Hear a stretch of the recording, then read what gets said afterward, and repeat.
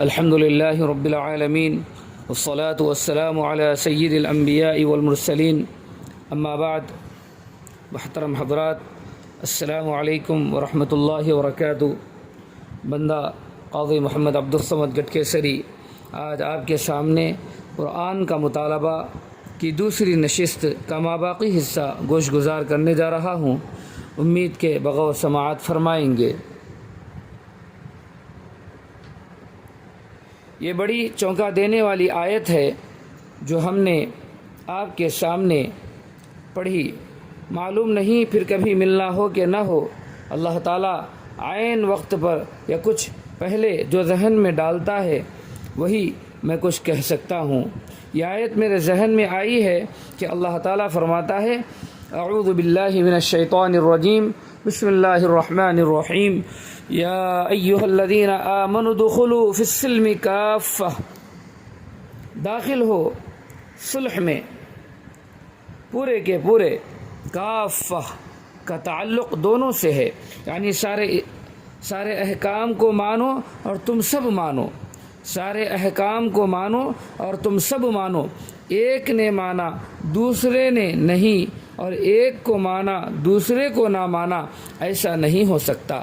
بلکہ یہ سب ہمارا ہے، ہمیں دے دو، سب ہمارے حوالے کر دو.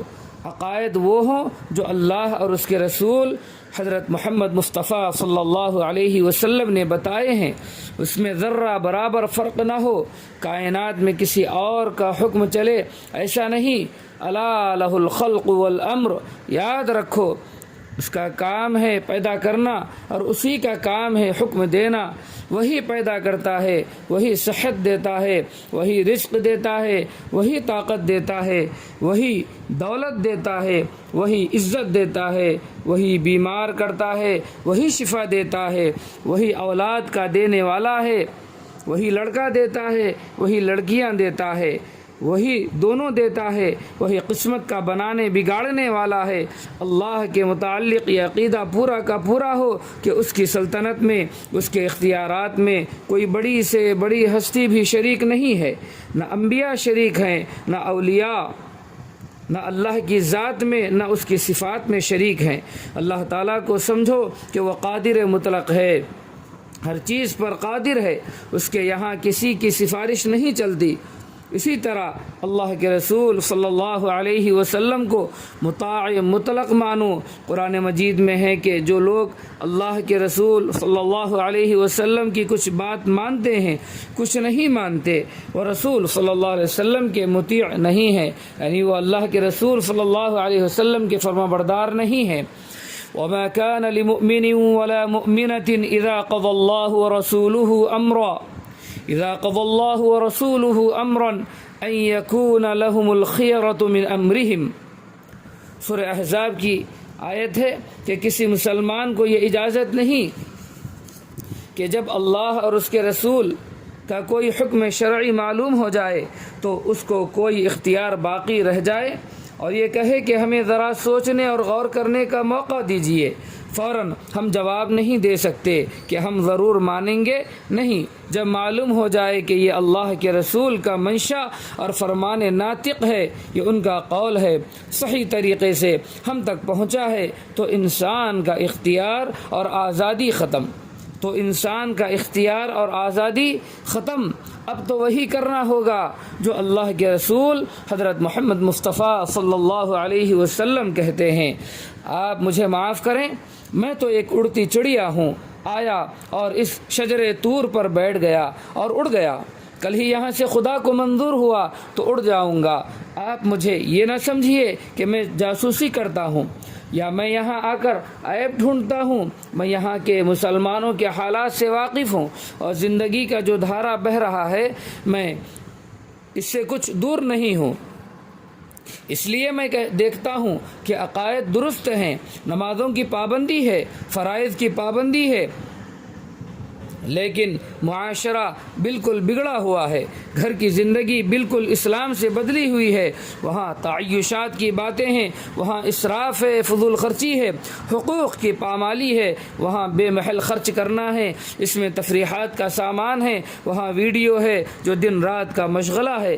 مسجد میں ہم مسلمان، وہاں کوئی کچھ نہیں کہہ سکتا، لیکن دوستو مسلمان صرف مسجد میں نہیں ہوتا، مسلمان صرف مسجد میں نہیں ہوتا، مسلمان تو روئے زمین کے کسی چپے پر ہو، بر و بحر میں ہو، اور اگر کبھی خدا چاند پر پہنچا دے، اور اس نے پہنچایا ہے انسانوں کو اپنے دیے ہوئے علم و طاقت کے ذریعے، وہاں بھی وہ عبد ہے، بندہ ہے، خدا کا بندہ ہے۔ یہاں تک کہ تمام علماء امت کا اتفاق ہے اس پر کہ تکلیف ساقط نہیں ہوتی، پیغمبروں سے بھی تکلیف ساقط نہیں ہوتی۔ اور تکلیف کا مطلب کیا ہے؟ شرعی پابندیاں اور قرآن کی آیت وَاعْبُدْ رَبَّكَ حَتَّى يَأْتِيَكَ الْيَقِينُ، سورہ حجر کی آیت ہے، وَاعْبُدْ رَبَّكَ حَتَّى يَأْتِيَكَ الْيَقِينُ کی تفسیر تمام مفسرین نے یہی لکھی ہے کہ اپنے رب کی بندگی کرتے رہو جب تک کہ وفات کا وقت نہ آ جائے۔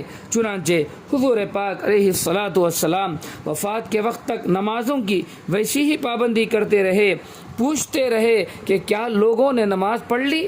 کہا گیا نہیں یا رسول اللہ صلی اللہ علیہ وسلم، آپ کا انتظار ہے۔ فرمایا پانی لاؤ، غسل فرمایا، مگر چلنے کی طاقت نہیں تھی۔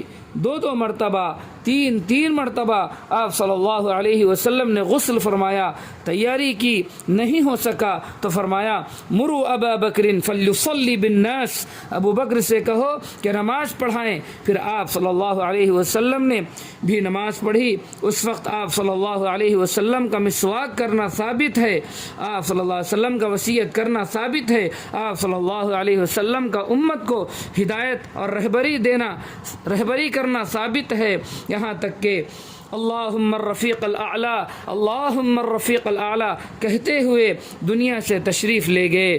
یہ ہے روحانیت، یہ ہے قلب و نظر کی تقویت جو آج ہم سے گم ہے۔ اور آج ہم مسلمانوں کی حالت یہ ہے کہ اگر عقائد درست ہیں، عقیدے اگر درست ہیں تو عبادات میں خلل ہے، بگاڑ ہے، فساد ہے، اور اگر عقائد و عبادات دونوں درست ہیں تو اخلاق و معاملات میں بڑی بڑی خندقیں ہیں، یعنی رخنے نہیں، شگاف نہیں، خندقیں ہیں، کھائیاں ہیں، پوری خلیج۔ میں نے شارقہ میں تقریر کرتے ہوئے کہا کہ آپ لوگ جتنا خلیج سے واقف ہیں شاید دنیا کے کم لوگ واقف ہوں گے۔ آپ خلیج کے رہنے والے ہیں مگر آپ ایک ہی خلیج کو جانتے ہیں، اور یہ وہ خلیج ہے جو جزیرۃ العرب کو ایران سے الگ کرتی ہے، بیچ میں پانی ہے۔ میں آپ کو اس سے بھیانک خلیج کی خبر دیتا ہوں، وہ خلیج جو اسلام اور مسلمانوں کے درمیان پڑی ہوئی ہے۔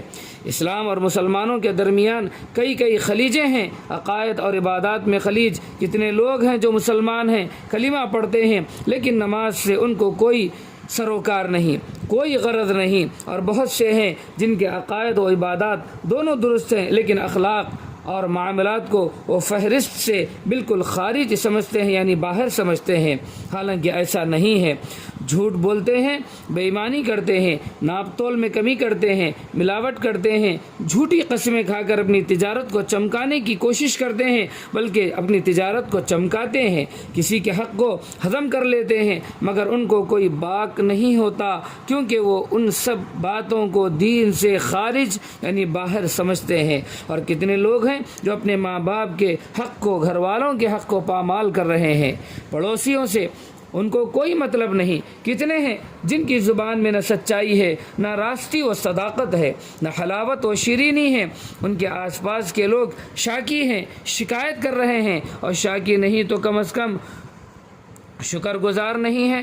پھر اس کے بعد کتنے ہیں جن کے نزدیک تعلقات میں، سیاسیات میں، خدا کے دوست اور دشمن میں کوئی فرق نہیں ہے۔ ان کے نزدیک صالح اور فاسد میں یعنی اچھے اور برے میں کوئی فرق نہیں۔ ان کے نزدیک دیندار اور بے دین میں کوئی فرق نہیں، حالانکہ اللہ تعالیٰ صاف فرماتے ہیں وَلَا تَرْكَنُوا إِلَى الَّذِينَ ظَلَمُوا فَتَمَسَّكُمُ النَّارُ۔ یہاں رکون کا لفظ آیا ہے ان کا ساتھ دینا اور حمایت کرنا تو بڑے دور کی بات ہے ان کی طرف تمہارا جھکاؤ اور میلان بھی نہ ہو۔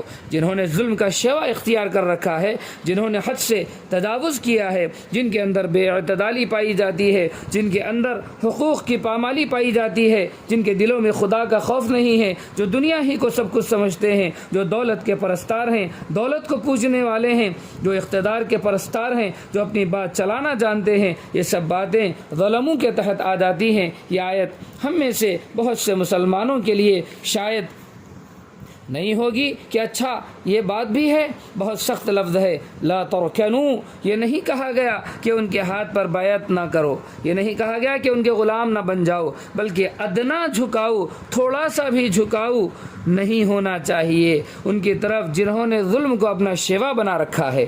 کتنے مسلمان ہیں جو اس کو بھی دین کا کوئی شعبہ سمجھتے ہیں، وہ تو کہتے ہیں کہ صاحب یہ باتیں تو زندگی کی ہیں، یہ باتیں تو دین سے باہر کی ہیں، آپ دین کی باتیں کیجئے، آپ یہ بتا دیجئے کہ فلاں چیز پڑھنے میں کتنا ثواب ہے، اسی میں مسلمان پڑے ہوئے ہیں، فلاں وظیفے میں کتنا ثواب ہے، ذکر و تسبیح کا کوئی طریقہ بتائیے، کوئی نفل نماز بتائیے، باقی باتوں میں ہم بالکل آزاد ہیں، خرید و فروخت میں، اخلاقیات میں، معاملات میں ہم کو کوئی سروکار نہیں، ہم کو صرف وظیفہ چاہیے، یہ ہماری سمجھ میں آئے گا وہ ہم کریں گے، جو ہماری سمجھ میں آئے گا وہ ہم کریں گے، اس سے بحث نہیں کہ اس کا ساتھ دینے سے دین کا نقصان ہوگا یا دین کا فائدہ ہوگا، اس کا ساتھ دینے سے دین میں سہولت پیدا ہوگی یا دشواری پیدا ہوگی، ان ساری چیزوں کو ہم نے دین کے دائرے سے باہر کر دیا اور دین کے دائرے سے الگ سمجھ رکھا ہے۔ میرے بھائیوں، میرے دوستوں، ہم تمام چیزوں میں خدا کے بندے ہیں، ہمیں احکام اسلام پر چلنا چاہیے، اسلام کے ایک ایک حکم پر چلنا چاہیے، اور اسی کے ساتھ ساتھ ہمیں دیگر مسلمانوں کی بھی فکر رکھنی چاہیے کہ مسلمانوں کے حالات کیا چل رہے ہیں ساری دنیا کے اندر۔ اسلام کے غلبے کے لیے ہم دعا کریں، فکر کریں، کوششیں کریں، یہ نہیں کہ ہم تو بڑے عابد، عبادت گزار، زاہد، زہد اختیار کرنے والے، اپنی ذات سے ہم بڑے دیندار، شریعت کے پابند، لیکن اسلام کس طرف جا رہا ہے، اس کا رخ کہاں جا رہا ہے، مسلمان کس طرف جا رہے ہیں، اس وقت اسلام پر کیا گزر رہی ہے اور کیا مسائل مسلمانوں کو درپیش ہیں، کن کن ملکوں میں اسلام پر ادبار آیا ہوا ہے، تنزل کا شکار ہے، کن کن ملکوں میں اسلام آزمائش کے دور سے گزر رہا ہے، اس سے ہمیں کوئی بحث اور سروکار نہیں، حالانکہ من لم یہتم بامر المسلمین فلیس منہم۔ اللہ اکبر، کیسے جملے ہیں، جن کو مسلمانوں کے معاملات کی فکر نہ ہو وہ مسلمان نہیں۔ اور ایک جگہ فرمایا مثل المسلمین فی توادہم وتراحمہم وتعاطفہم کمثل الجسد الواحد اذا اشتکى منہ عضو تداعى له سائر الجسد بالسہر والحمى۔ سارے مسلمان جسد واحد یعنی ایک جسم کی طرح ہیں، اگر کسی عضو کو تکلیف ہو، کسی حصے کو جسم کے تکلیف ہو تو سارے جسم پر بخار چڑھ آئے، سارے جسم کو اس کی تکلیف محسوس ہو۔ یہاں اللہ کا فضل ہے، رزق میں فراخی ہے، اللہ مبارک کرے، ہمیں بالکل اس پر رشک نہیں، لیکن آپ کو اپنے ملک کی بھی فکر کرنی چاہیے، اپنے ملک کے اداروں کی بھی فکر کرنی چاہیے، ملت اسلامیہ جس کے لیے تڑپ رہی ہے اس کی بھی آپ کو فکر کرنی چاہیے۔ خواجہ معین الدین چشتی رحمۃ اللہ علیہ جس ملک کی فضا کو گرم کیا، اس کراہ کی گرمی آج بھی محسوس کی جا سکتی ہے، اس کراہ کی گرمی آج بھی محسوس کی جا سکتی ہے، اس بر صغیر میں، اس ہندوستان اور پاکستان میں جس کے آپ فرزند ہیں، اس میں آج بھی اگر اللہ کا کوئی بندہ جائے جس کو خدا نے فہم و ادراک عطا فرمایا ہو، یہ تقریر جدہ کی مسجد جوہرہ میں حضرت علیہ الرحمہ نے فرمائی تھی، تو اسی وجہ سے حضرت علیہ الرحمہ اس کا حوالہ دے رہے ہیں وہاں پر، کیونکہ وہاں سعودی عرب کے اندر جو لوگ مقیم تھے ہندوستان اور پاک کے، تو ان سے مخاطب ہیں، تو فرما رہے ہیں کہ آج بھی اگر اللہ کا کوئی بندہ جائے جس کو خدا نے فہم و ادراک عطا فرمایا ہو، وہ محسوس کرے گا کہ خواجہ معین الدین چشتی رحمۃ اللہ علیہ، خواجہ قطب الدین بختیار کاکی رحمۃ اللہ علیہ، خواجہ باقی باللہ رحمۃ اللہ علیہ اور وہ داعیان اسلام جنہوں نے اسلام کی دعوت دی، جن کی آہوں کی گرمی اب بھی اس کی فضا میں ہے، اور زمین میں دیکھا جائے تو ان کی آنکھوں سے نکلی ہوئی تری زمین کے اوپر نہیں تو زمین کے اندر نظر آئے گی۔ ان کی وجہ سے اسلام کا درخت آج بھی موجود ہے، اگرچہ اس کے سامنے نئے نئے مرحلے پیش آ رہے ہیں، لیکن اللہ کا شکر ہے کہ اب بھی وہ درخت باقی ہے۔ اس سرزمین کی بھی آپ کو فکر ہونی چاہیے، یعنی ہندوستان کی زمین کی بھی فکر آپ کو ہونی چاہیے کہ آئندہ نسل وہاں، آئندہ آنے والی جنریشن وہاں کے مسلمانوں کی اسلام پر قائم رہے گی یا نہیں۔ آپ نے اگر اپنی اولاد کے لیے کوئی منصوبہ بنا رکھا ہے، آپ نے ان کے لیے کوئی فضا سازگار کر رکھی ہے، مبارک، ہم اس میں کچھ نہیں بولتے، کوئی دخل نہیں دیتے، مگر آپ جہاں سے آئے ہیں، جہاں آپ کے اعزا اور اقارب ہیں، خویش و اقارب ہیں، جہاں آپ کے خاندان کے افراد ہیں، جہاں آپ کی پیدائش ہوئی ہے، اس سرزمین کو بھی نہیں بھولنا چاہیے۔ میں کسی مدرسے کے چندے کے لیے نہیں آیا، کوئی خدا کا بندہ کچھ کہے گا بھی تو میں اس وقت بالکل توجہ نہیں کروں گا۔ خدا کا شکر ہے، اللہ رازق ہے، اللہ رازق حقیقی ہے جو آپ کو رزق پہنچاتا ہے، یہاں وہاں وہاں بھی رزق پہنچاتا ہے، اور وہ اس پر قادر ہے کہ آپ سے زیادہ رزق دے، اور اس نے یہ کر کے دکھایا ہے اور 100 بار کر کے دکھایا ہے۔ تو میں اس لیے نہیں کہہ رہا ہوں کہ آپ کو کسی ادارے یا کسی تنظیم کی طرف متوجہ کروں، لیکن آپ کو وہاں کی ملت اسلامی کی، ہم وطنوں کی، آئندہ نسلوں کے ایمان کی فکر ہونی چاہیے کہ وہاں کیا کیا خطرے پیدا ہو رہے ہیں، کس طرح ان کا ایمان خطرے میں پڑ رہا ہے، وہاں کیا کیا پروگرام چل رہے ہیں۔ رامائن کا سیریل کئی مہینے تک چلتا رہا، خود عینی مشاہدہ کرنے والوں نے مجھ سے پٹنہ میں، یعنی حضرت علیہ الرحمہ فرماتے ہیں کہ خود عینی مشاہدہ کرنے والوں نے مجھ سے پٹنہ میں بتاتے ہوئے کہا کہ ہم نے دیکھا کہ رحل پر قرآن شریف رکھے ہوئے ہیں، ان میں کچھ کھلے ہوئے ہیں، کچھ بند ہیں، معلوم ہوتا ہے کہ ابھی لڑکے پڑھ رہے تھے۔ ارے بھائی، لڑکے کہاں گئے؟ آج جمعہ تو نہیں ہے، آج تو اتوار کا دن ہے، آخر لڑکے ہیں کہاں؟ تو کسی نے کہا کہ رامائن دیکھنے گئے ہیں۔ یہ اس بہار کے شہر پٹنہ کا واقعہ ہے، یہ اس بہار کے شہر پٹنہ کا واقعہ ہے جس نے ملا محب اللہ بہاری جیسا رأس العلماء، استاد العلماء اور امام العلماء پیدا کیا، کتنے اولیاء اللہ پیدا کیے۔ جزاکم اللہ خیرا و احسن الجزاء۔ ما باقی حصہ انشاءاللہ آئندہ ہفتے جو ہے سو آپ کی خدمت میں پیش کیا جائے گا۔ جزاکم اللہ خیرا و احسن الجزاء۔